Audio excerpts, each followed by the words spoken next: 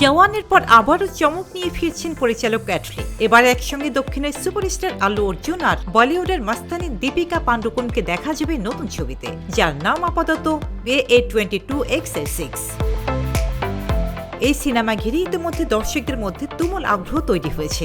জানা গেছে দীপিকা নভেম্বর থেকে শুটিংয়ে যোগ দেবেন। তিনি ছবিটির জন্য বরাদ্দ করেছেন টানা 100 দিনের শিডিউল। আর এই সময়ের মধ্যেই হবে ছবির সবচেয়ে গুরুত্বপূর্ণ নাটকীয় ও অ্যাকশন দৃশ্যের শুটিং।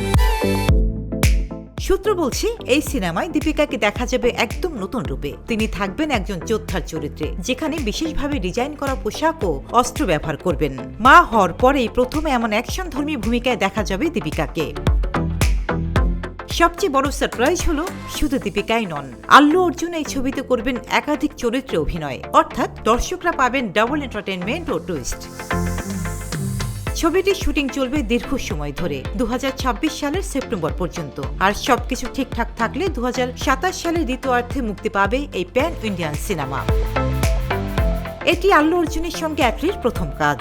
বিশাল বাজেটে নির্মিত এই ছবিতে থাকবে ভরপুর অ্যাকশন, ইমোশনাল ড্রামা এবং এমন ভিজুয়াল যেটা সত্যিকারের প্যান ইন্ডিয়া সিনেমার স্বাদ দেবে। দীপিকা পান্ডুকোন মা হওয়ার পর একসঙ্গে সামলাবেন শাহরুখের কিং এবং অ্যাটলির এই বড় বাজেটের প্রজেক্ট। অন্যদিকে আল্লু অর্জুনের হাতে এখনো চলছে পুষ্পা 2 দ্য রুল এবং সামনে আসছে পুষ্পা 3 সহ আরো বড় বড় সিনেমা। একদিকে পুষ্পার রাজা, অন্যদিকে বলিউডের রানী। আল্লু অর্জুন আর দীপিকার এই জুটি কি নতুন ইতিহাস গড়বে ভারতীয় সিনেমায়? উত্তর মিলবে 2027 সালে। তবে ভক্তরা অপেক্ষা শুরু করে দিয়েছেন এখন থেকেই।